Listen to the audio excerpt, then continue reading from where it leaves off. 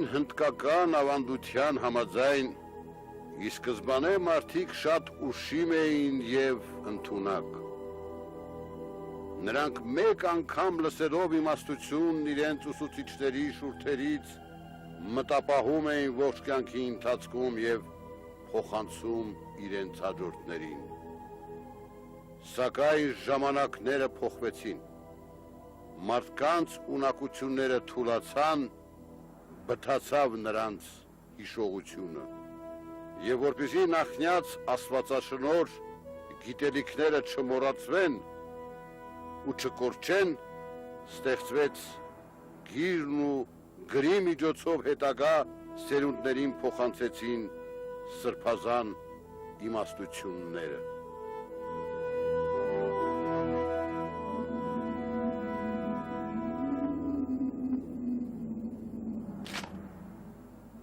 Գիրը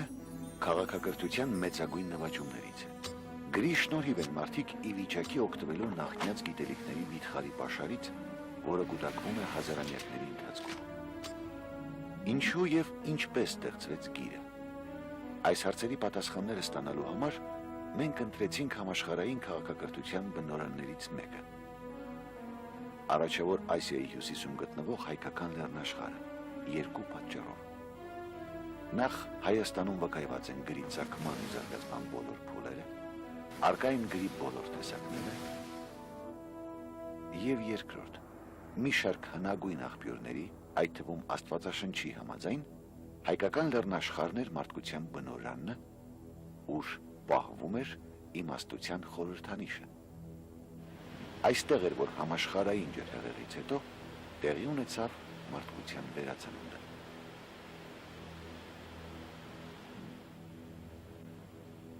Իմանալու համար, թե ինչպես ծնվեց ու զարգացավ գիրը քաղաքակրթության այս բնօրրանում, միասին ճանապարհորդություն կատարենք դարերի խորքը։ Հնում գիրը սրբացվել և համարվել է աստվածաստեղծ։ Բազմաստվածության ժամանակաշրջանում մի քանի քաղաքակիրթ ժողովուրդների դիցարաններում եղել են գրի և դպրության աստվածներ։ Հայտնի են եգիպտական Թոդը, բաբելոնյան Նաբուն, հնդկական Սարասավատին, հունական Հերմեսը և այլ աստվածներ։ Հայաստանը աշխարհի հազվագյուտ երկրներից է, որտեղ բազմաստվածության դարաշրջանում պաշտվել է դպրության երկու աստված։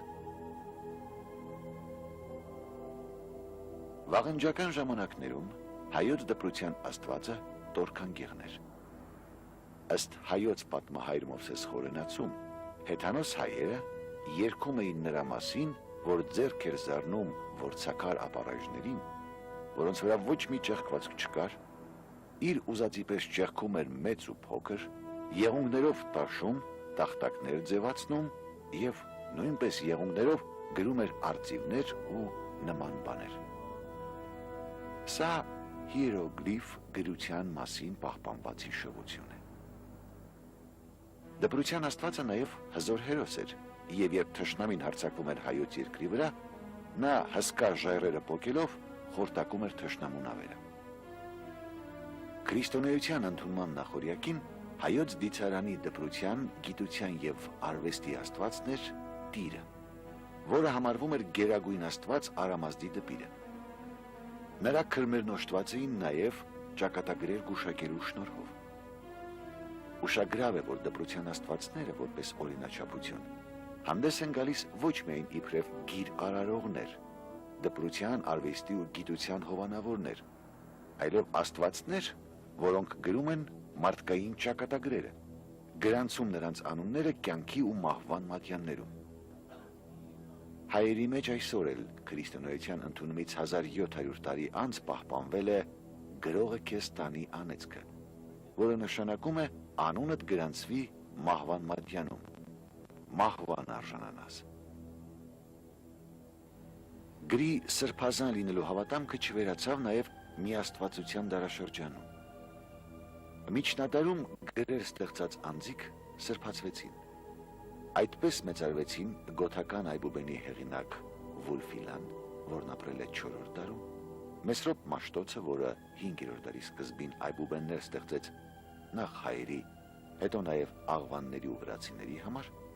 ավելի ուշ սլավոնական այբուբենի հեղինակներ Կիրիլն ու Միֆոդին և ուրիշներ։ Գիրը ստեղծվեց որպես հիշողության և մշտատև հաղորդակցության միջոց։ Դրա շնորհիվ հնարավոր դարձավ հաղորդակցությունը ոչ միայն հեռուտարածության վրա, այլև անցյալի, ներկայի և ապագայի միջև։ Հենց այդ անհրաժեշտությամբ են հնագույն ավանդազրույցները բացատրում գրի ստեղծումը։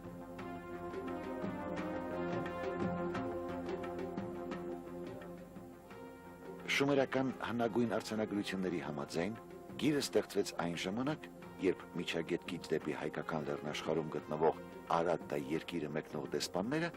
ճանապարհի երկարության պատճառով չէին մտապահել իրենց տիրոջ պատգամը։ Դրանից հետո արքայական պատգամները տրվում էին գրավոր և ինչպես հնագույն դպիրներն էին ասում, դառնում էին խոսքեր աղյուսի վրա։ Գիրը պայմանական նշանների համակարգ է, որոնցով հնարավոր է փոխանցել խոսքը, գծելով, քանդակելով կամ խազելով որևէ գրանյութի վրա։ Պատահական չէ, որ բազմաթիվ լեզուներում գիր, գրել բառերն առաջացել են փորագրել, փորել, խազել, նկարել արմատներից։ Հայերեն գիր բառը ծագում է հնդեվրոպական քերել, քերթել, ճանկրոտել արմատից։ Քարի, փայտի կամ այլ գրանյութի վրա արված հնագույն պատկերները դասական իմաստով դեռևս գիր չեն։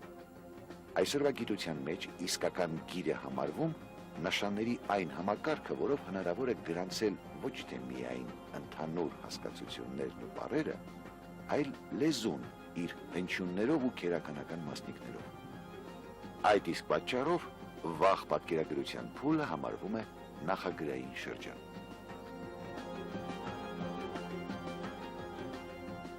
Այս փուլի դասական և ունիկալ հուշարձաններ են հայկական լեռնաշխարհի տասնյակ հազարավոր ժայռապատկերները։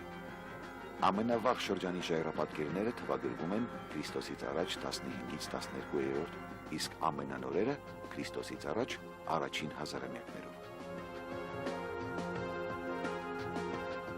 Ժայռապատկեր երևույթը նախնյաց զգացմունքների, պատկերացումների և գիտելիքների դրսևորման ձև է։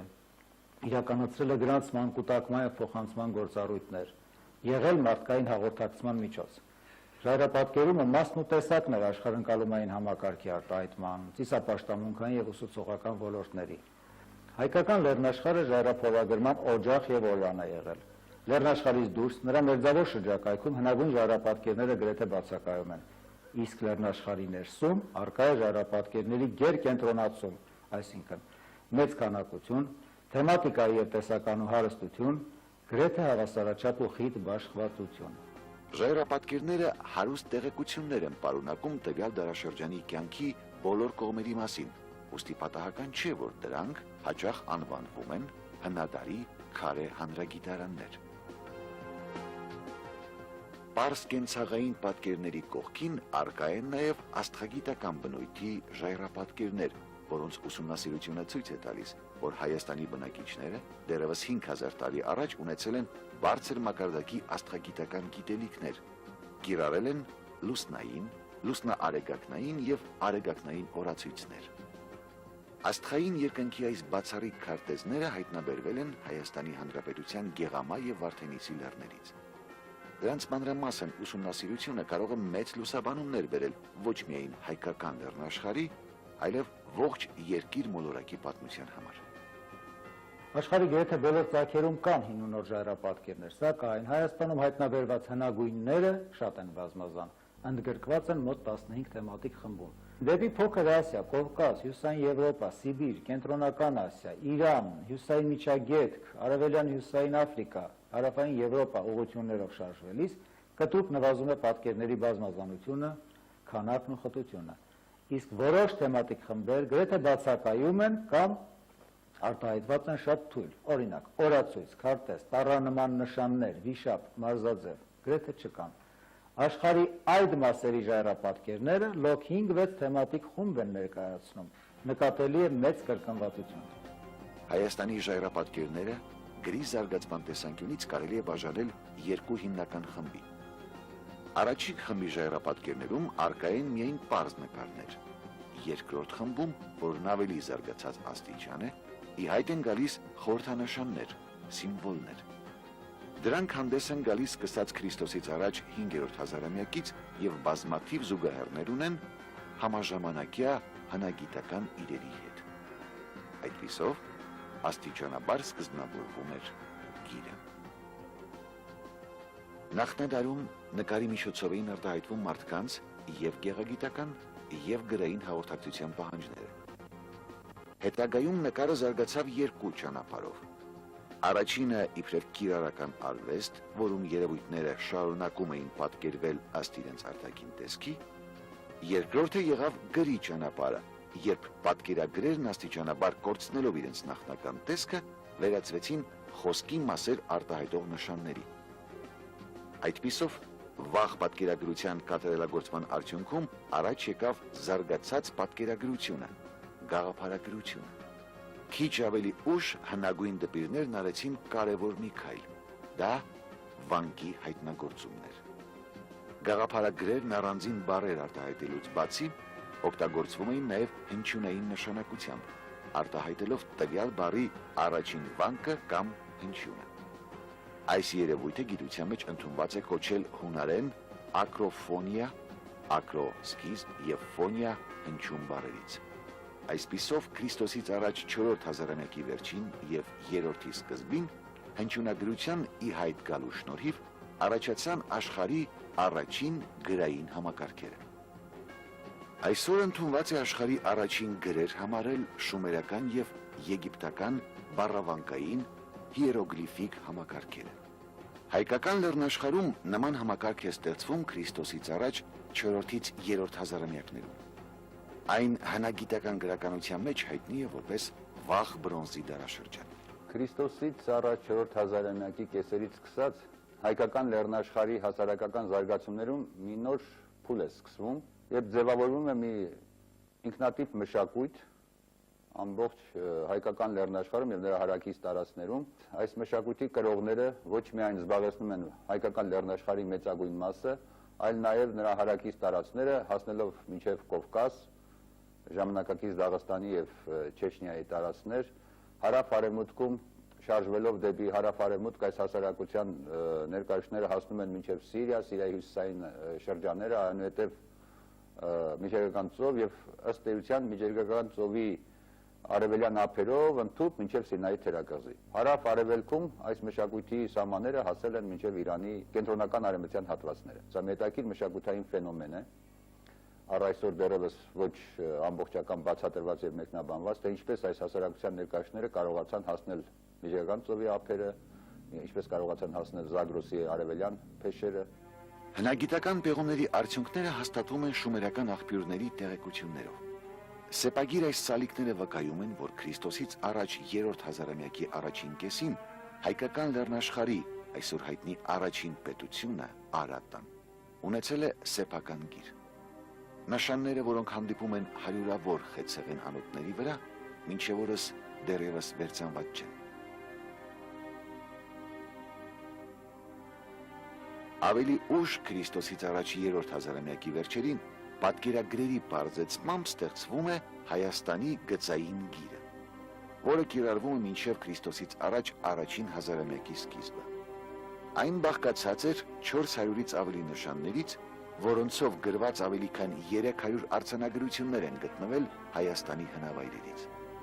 Դրանք դեռևս մնում են չվերծանված։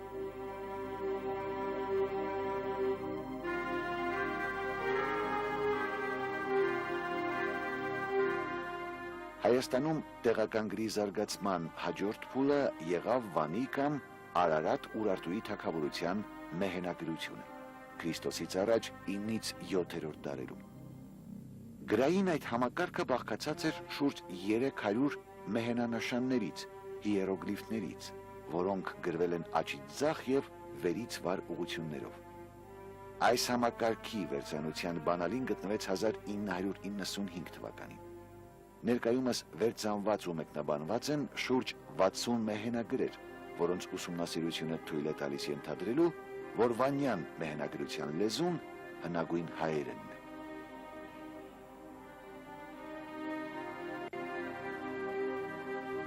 Հատկանշական է, որ Վանի թագավորության մեհենագիր համակարգում թվերը նշվել են կետերով կամ շրջանակներով, ինչը տարբերվում է հին արևելքի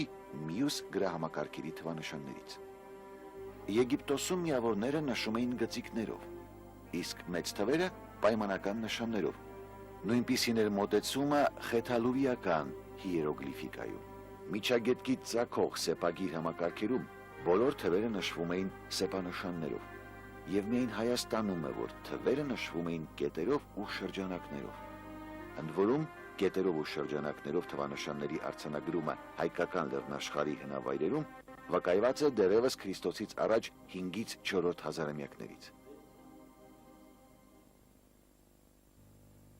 Քրիստոսից առաջ 6-րդ դարից մինչև քրիստոնեության ընդունումը 301 թվականն ընկած ժամանակամիջոցում Հայաստանում հայալեզու նշանագրերի կիրառությունը սահմանափակվում էր տաճարներում, իսկ պետական գրագրության մեջ օգտագործվում են օտարազգի այբուբենները։ Այս ժամանակաշրջանում հայալեզու եւ հայագիր դպրության մասին են վկայում բազմաթիվ պատմիչներ։ Դրանցից է հույն պատմիչ Փիլոստրատոսի տեղեկությունը 34-ից 35 թվերին իշխած հայոց արքա Արշակ Արաչիդի օրոք գոյություն ունեցած հայալեզու եւ հայագիր դպրության մասին։ Մեկ այլ հույն պատմիչ Հիպոլիտիս Բոստրիացին 235 թվականին ավարտած ժամանակագրություն աշխատության մեջ անդրադառնալով սեփական դպրություն ունեցող ժողովուրդների թեմային հայերին նշում է նրանց շարքում։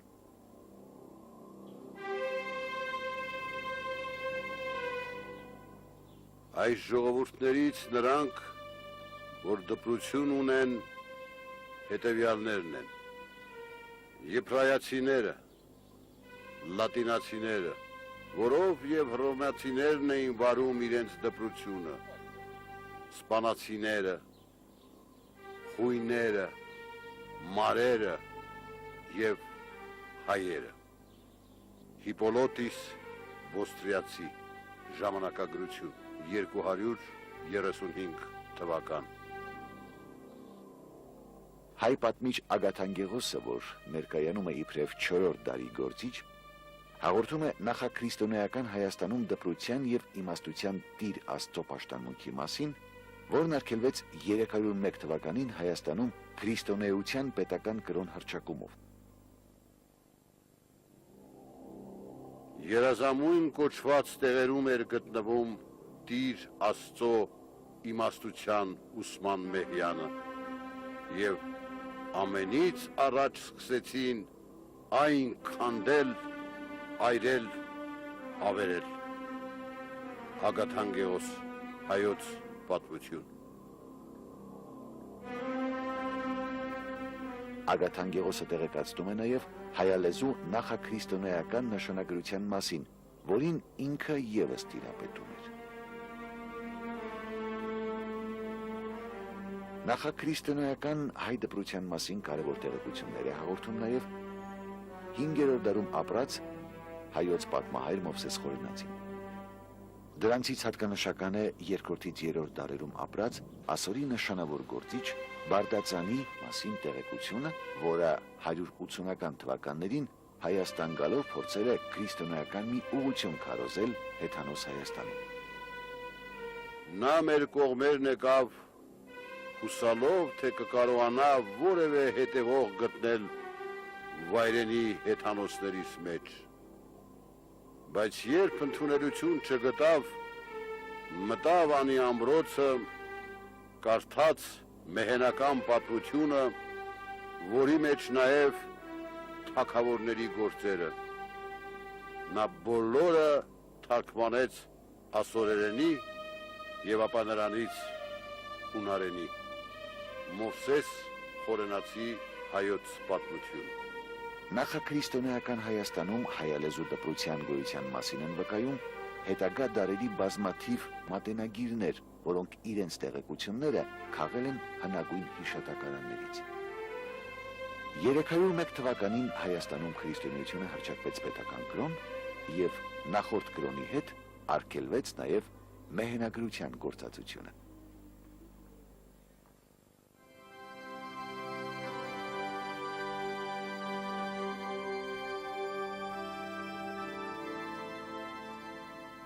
Նրանք չեն կառուցել պղնձե բուրգեր, ոչ էլ դամբարաներ բրոնզե։ Նրանց ժառանգությունը գրվածքների մեջ է։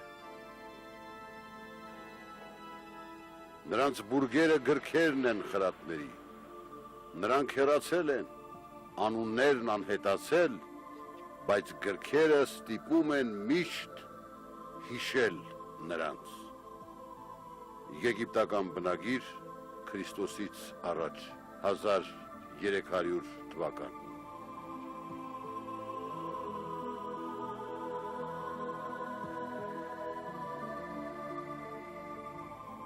Պատկերագրության զարգացման յուրօրինակ միջանապար եղավ սեպագրի առաջացումը, ինչը պայմանավորված էր հնագույն միջագետքի առանձնահատկություններով։ Նրանք գրում էին կավի վրա,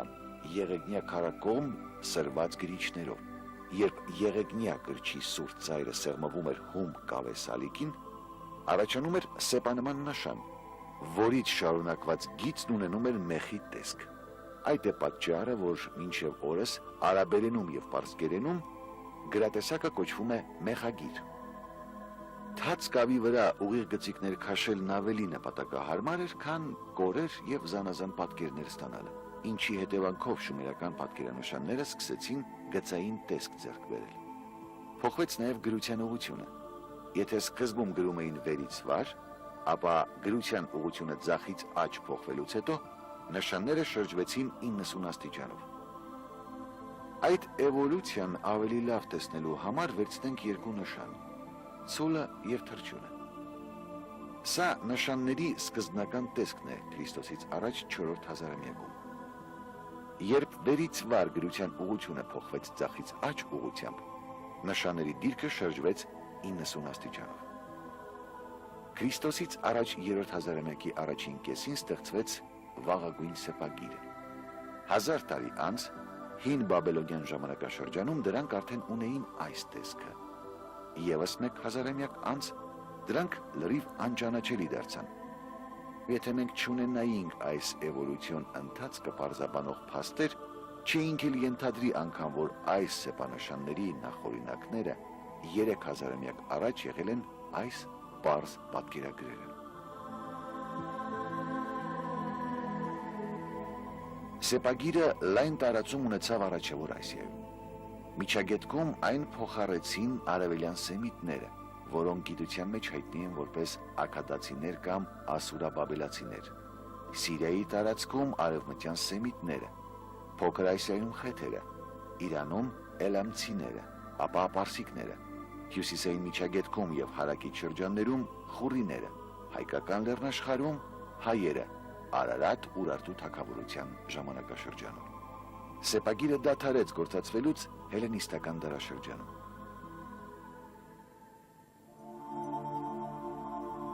Հայկական լեռնաշխարհն ունի սեպագրի կիրառության յուրահատուկ ավանդույթներ։ Լեռնաշխարհից հայտնաբերված արձանագրությունների մի մասը թողնվել է օտարների, մյուսը տեղացիների կողմից։ Այստեղ սեպագրի ամենալայն կիրառությանը հանդիպում ենք Վանի կամ Արարատ Ուրարտու թագավորության ժամանակաշրջանում, Քրիստոսից առաջ 9-ից 7-րդ դարերում։ Վանի տիրակալները նախ փոխառում են ասուրաբաբելական սեպագիրը ասուրերեն լեզվով, որով էլ գրված են Տուշպա Վան մայրաքաղաքի հիմնադրման արձանագրությունները։ Արձանագրությունը Սարդուրիի, Լութիպրիի որդու, մեծ արքայի, հզոր արքայի, Տիեզերքի արքայի, Նայրիի արքայի, որին հավասարը չկա, զարմանահրաշ, խովվի, որ չի վախենում կռվից, արքայի, որ ենթարկում է անհնազանդներին, Սարդուրին, որդին Լութիպրիի արքան է արքաների, որը բոլոր արքաներից հարկ վերցրեց։ Սարդուրին, որդին Լութիպրիի ասում է այսպես. ես քարերն այս Ալնիունու քաղաքից բերեցի, ես Պարիսպն այս կառուցեցի։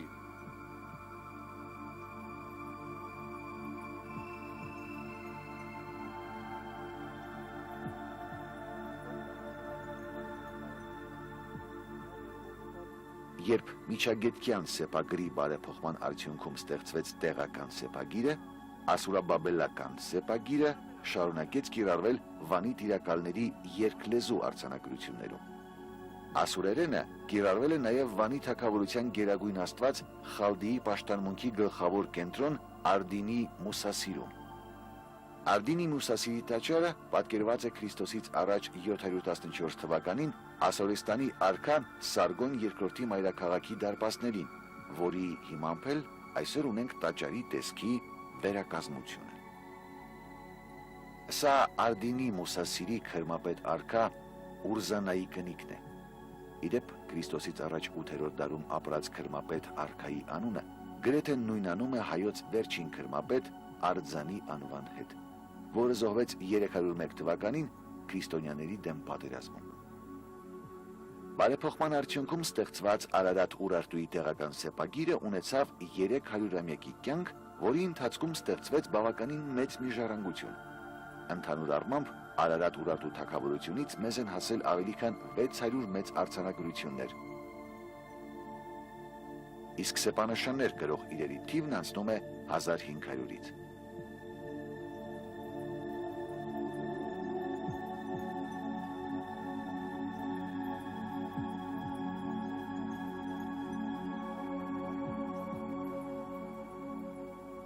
Վանի բերդին փորագրված այս սեպագիր արձանագրությունն ամենամեծն է մեզ հասածներից։ Այն պատմում է փառապանծ Արգիշտի առաջին արքայի գործերի մասին տարի առ տարի։ Արգիշտին ասում է. աղոթում էի Խալդի տիրոջը, Թեյշեբային, Շիվինիին, իշխանական մեծությամբ, վերևում լսում էին ինձ աստվածները։ Այդ նույն տարում երրորդ անգամ զինվորներ գնդեցի, արշավեցի Տեյավեխի երկրի վրա։ Արքային Տեյավեխի հպատակեցի,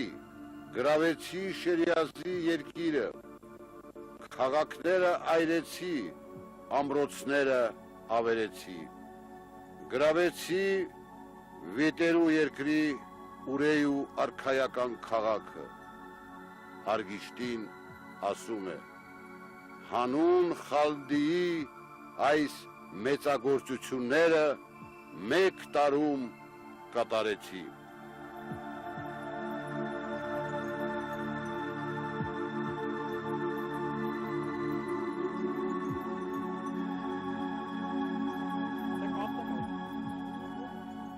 Իսկ սա թագավորության դիցարանն է, արձանագրված ժայռի վրա։ Այնտեղ նշվում է, թե ամեն տարեսկզբի որ Աստծուն ինչ զոհեր պետք է մատուցվեն։ Հայերն այս ժայռը կոչում են մահերի դուռ, արևային Միհր Մահեր Աստծո անունով։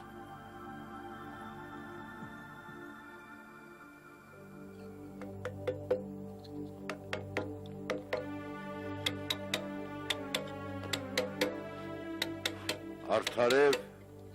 գովության են արժանի թագավորներից նրանք, որոնք հաստատեցին իրենց ժամանակները գրով ու պատմությամբ և իրենց իմաստության գործերն ու քաջությունն արձանագրեցին։ Մովսես Խորենացի, հայոց պատմահայր, 5-րդ դար։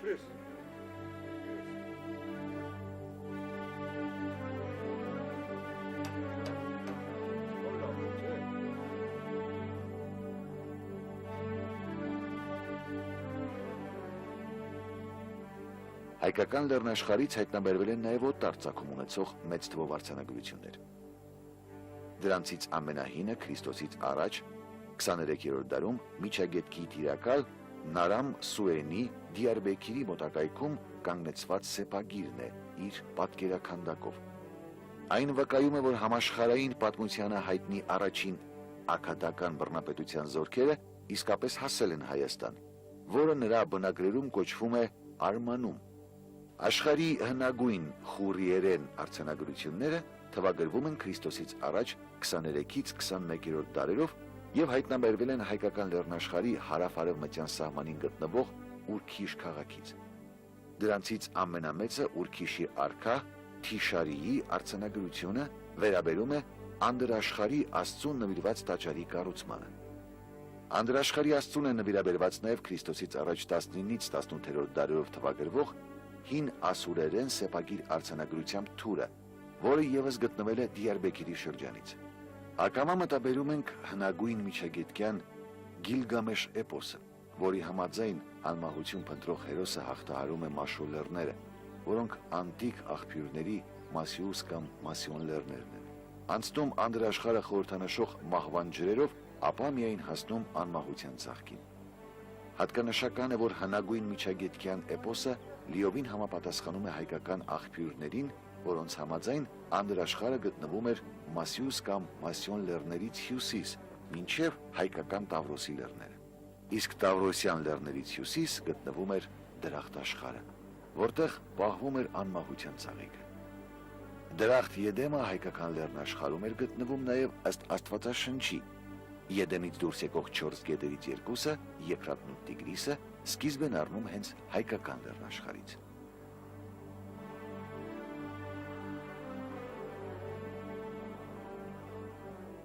Քրիստոսից առաջ 18-ից 15-րդ դարերով թվագրվող բաբելոնյան սեպագրերով առարկաներ են գտնվել Արևելյան Հայաստանից, Նախիջևանից եւ Մեծամորից։ Նախիջևանից գտնվածը վնասված մի կնիկ է, Մեծամորինը Գորտի Ագաթե արձանիկ։ Օտար ծագումով հիերոգլիֆ համակարգերից Հայաստանի բնիկները օգտագործել են միայն խեթալուվիականը։ Այն Քրիստոսից առաջ 15-ից 8-րդ դարերում կիրառվել է հայկական լեռնաշխարհի արևմուտքում, Եփրատի հովտում գտնվող իշխանություններում։ Այս արձանագրությունները գրված են լուվիերենով, հայերենին ազգակից հնդեվրոպական մի լեզվով։ Գրային համակարգը բաղկացած է եղել շուրջ 500 հիերոգլիֆներից, որոնցից մոտ 70-ն են գործածվել որպես վանկեր եւ ձայնավոր տառեր։ Համակարգն ունեցել է գրության պարուրաձև ուղղություն, որում ամեն հաջորդ տողը գրվում էր նախորդին հակառակ։ Ասորեստանի արքաներին Հայաստանից գտնված արձանագրությունների ցանկը բավականին երկար է։ Դրանք թվագրվում են Քրիստոսից առաջ 13-ից 7-րդ դարերով եւ կարևորագույն վավերագրեր են հին արևելքի պատմական անցուդարձերի մասին։ Այդպիսի արձանագրություններ են գտնվել Արցախից, Մանասկերտի մերձակայքից, Դիարբեկիրից, Արևմտյան Տիգրիսի ակունքների եւ Միացյալ Եփրատի սկզբնավորման շրջաններից, Ուրմիա լճի ավազանի հարավից, նաեւ Կորտված Արարատ լեռան վրայից, որը Ղուրանում որպես Նոյան Տապանի լեռ հիշատակվում է Ջուդի անվամբ։ Հայաստանից գտնված սեպագիր արձանագրությունների մյուս խումբը գրված է Էլամերեն։ Հայաստանի հնագույն մայրաքաղաքներից մեկից Արմավիրից հայտնաբերվել են Էլամերեն 3 կավեսալիկներ, որոնք ունեն տնտեսական բովանդակություն եւ թվագրվում են Քրիստոսից առաջ 6-ից 5-րդ դարերի սահմանագծով։ Էլամերենը գրված Աքեմենյան Քսերքսես արքայի Վանում թողած եռալեզու արձանագրության 3 բաժիններից մեկը։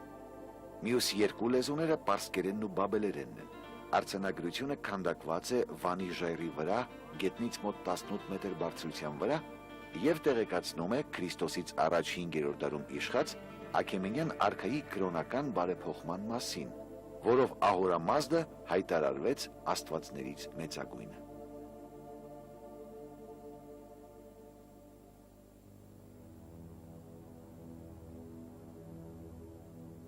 Այսքանով սակայն չի սահմանափակվում հայկական լեռնաշխարհում սեպագրի կիրառության պատմությունը։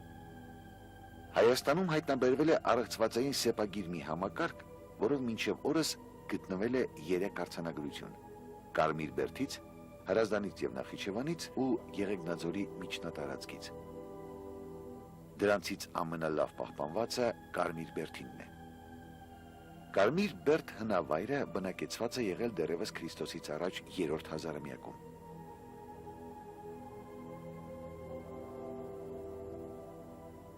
Հնավայրի Կիկլոպյան ամրոցը թվագրվում է Քրիստոսից առաջ 12-ից 9-րդ դարերով։ Արձանագրությունը գտնվում է ամրոցի մուտքի շարվածքում, ինչից թերևս կարելի է ենթադրել, որ այն ևս թվագրվում է նույն ժամանակաշրջանով։ Սեպանշանները եւ կառուցվածքով եւ չափերով լիովին տարբերվում են աշխարհում հայտնի բոլոր սեպագիր նշաններից։ Արձանագրված են 90 մեծ ու փոքր սեպեր, որոնց մեջ հստակ առանձնանում են շուրջ 2 տասնյակ նշաններ, ինչից կարելի է ենթադրել, որ Հայաստանում փորձ է արվել ստեղծելու սեպանշանային մի համակարգ, որը կարող էր լինել գրատեսակներից ամենակատարյալին, Այբուբենին անցման առաջին փորձերից մեկն աշխարհում։